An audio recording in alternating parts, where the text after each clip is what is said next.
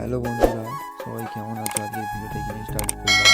তো পটল গাছের মাচা করছে বাবা, তো চলো দেখাই।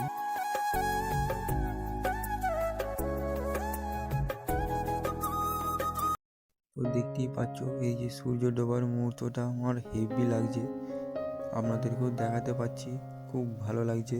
তো চলো বেশি দেরি না করে যাওয়া যাক। দুপাশে তিল গাছ, মাঝখানে সরু রাস্তা দিয়ে চলেছি আমাদের জমির উদ্দেশ্যে।